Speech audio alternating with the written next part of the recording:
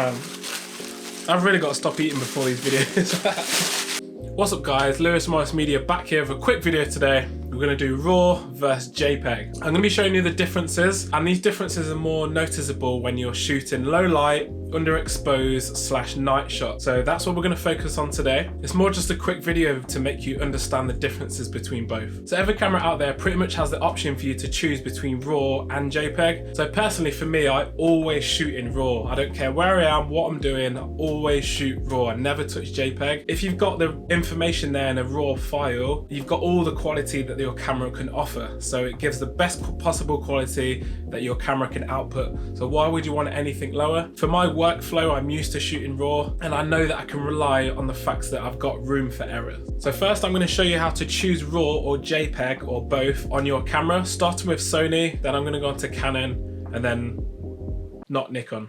And then I'm going to go over the pros and cons of RAW and JPEG. Starting with Sony, I'm going to show you how to choose them. You're going to press menu. It's literally the first option on the first page on a Sony a7 III. File format, you're going to press RAW, JPEG and RAW, or JPEG. So there you've got the options to choose from. Next, down to compression, you're going to choose uncompressed. That's going to hold the most information possible that your camera can output. If you're going to shoot RAW, you might as well shoot the maximum possible quality. Underneath that is JPEG quality. Choose extra fine on that as well. So the next option down is going to be JPEG image size. You're going to choose large, which is going to be the best quality for JPEG again. Aspect ratio, biggest possible aspect ratio on a Sony a7 III is 3:2, so choose that one, and that's pretty much it for the file formats. So next, how to change these options on a Canon. I believe you go into menu, you should find a tab that says image quality. You click on the image quality, and then you've got the option to go for full RAW, I believe it's medium RAW, and then a small RAW. Also, you've got the options underneath for JPEG as well. But again, the option's completely up to you which one you want to choose. And that's pretty much it, nice and simple. Now to change these options on Nikon, you're gonna...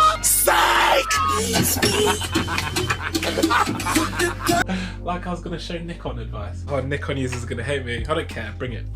We are gonna jump in Lightroom in just a minute, but before that I'm gonna quickly go over the pros and cons of these file formats. Pros of RAW, the best possible quality that your camera can offer. You've got more information to play with in post as well, so when you're editing. Room for errors that you can fix in post. And finally, it's the best option you can choose if you want to do night shots, underexposed or low light sort of styles. So next, the cons would be big file sizes. I believe one picture is like 50 megabyte. A lot of memory for one photo. Just means that you might run out of memory if you're doing a photo and video shoot and it's quite a long day. That's pretty much it in terms of cons. The pros of JPEG is going to be smaller file sizes. So if you're more of a run and gun sort of person, you don't like collecting a lot of data, that's going to be the option for you. Good quality in day shots. So because you'll be shooting in the daytime, and a lot of the time you won't really be shooting underexposed or low light, the quality of a JPEG file on any camera is going to be really good. Easy to edit and edit off your phone. So there's cameras out there like the one I've got where you can send a photo file straight to your phone, so you can edit it on Lightroom and then export it, send it straight to Instagram, whatever you want to do. So with a smaller file size, it's easier to edit, easier to play with. The cons would be less information in that file, which means it can suffer in night and low light shots. As you're editing, the image will start to break apart a lot more easily because there's less information there to work with. And that's pretty much it in terms of the cons. But we're going to jump into Lightroom now. I'm going to show you the differences firsthand. Okay, so we are currently in Lightroom. This is the first shot that I took, and the before shot looks like this. There's the edit after I applied a preset. I've pushed the exposure by 0.5. Now we're going to switch over to JPEG. So the exact same picture. This time I've applied exact same preset. I've not touched anything else. From that preset that I applied, I've pushed it by 0.5, and you can see the differences already. Next, we're going to go to the shot of underexposed even more. So I've really pushed it now. So this is the raw file before and after. So as you can see, it's really underexposed, and I've been able to recover that file because I'm using a raw picture. So now we're going to switch to the JPEG. As you can see, it's starting to break apart already. Kind of underneath, there's not as much detail. Still recovered the shadows nicely, but as you can see, not too bad. It's starting to break up on the bottom left, and I pushed that to 2.15 on the exposure.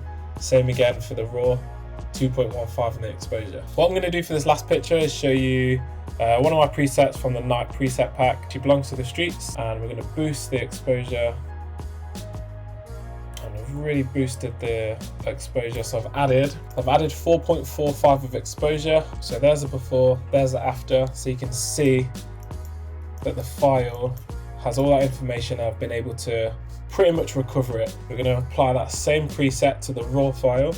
All you're going to do is sync, select all, and synchronize. Let's go to the JPEG, and there we go. So there's the results of a JPEG file. I applied the exact same preset, as you could see, and it's completely destroyed the image. So the JPEG file has way less information than the raw. I'm going to switch back to the raw, and there you can see how clean and crisp it is. I switch back to the JPEG and it's absolutely ruined. So same preset, she belongs to the streets. I've just brought the exposure up 4.45. But yeah, just to show you an extreme example, that's pretty much the capabilities of a raw file. So I would never shoot like that, but there you go. So raw versus JPEG, absolutely ruined. And there you go, there's the results. So there you go, there's the differences between those two file sizes. As you can see, RAW just absolutely smashes JPEG when it comes to night shots. And if you are struggling with night shots, I do have a 5 preset pack for night shots. I'll throw a couple of pictures on screen of for examples, but that is going to help you if you're struggling to edit night pictures. That should hopefully help out. So hopefully that video helped out a little bit, and yeah, I'll be having more videos come in just like this, hopefully keeping them short and sweet. If you did enjoy my video, my information, hopefully you can like and subscribe. It's completely up to you. And remember, the less we hate, the more we create. See you in the next one. Oops.